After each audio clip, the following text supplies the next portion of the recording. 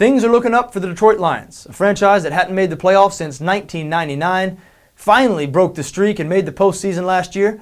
Now they got just about everybody back from that team, all 11 starters back on offense, 10 out of 11 back on defense. This is a young team on the upswing who should be better this year than they were last year. And it must be nice if you're a Detroit Lions fan to finally have some positivity and optimism surrounding this franchise. And there's a lot of good things to say about this team, and it all starts with the passing game. Young Matt Stafford finally avoided a catastrophic injury last year. He may become one of the best quarterbacks in the league in the coming years. He's got a guy he throws the ball to who is most definitely already one of the best in the league at his position. I'm talking, of course, about wide receiver Calvin Johnson. Lions have a young, talented defense, even though that defense took a little step back last year. They played well in 2010. A little step back last year, finished 23rd in the league in total defense. I expect them to get that rectified this year. Plenty of talent there, especially in the front seven, led by defensive tackle Ndamukong Suh. Head coach Jim Schwartz is a defensive guy. You know, it doesn't sit well with him all offseason having the 23rd ranked defense in the league. Expect that defense to improve fairly drastically this year, get back closer to the level they were in 2010. Now, will that be enough to catch the Green Bay Packers? I'm not sure.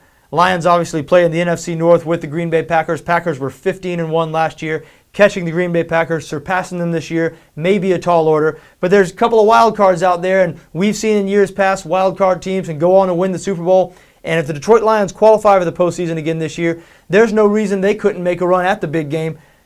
25-1 their current odds in Vegas, 36-1 on BETDAQ. At 36-1, I think the Detroit Lions, a very good bet at that price. Those are long odds for this team. Again, an up-and-coming team with a young, improving offense, a defense that needs to do some improving, but the pieces are there in place.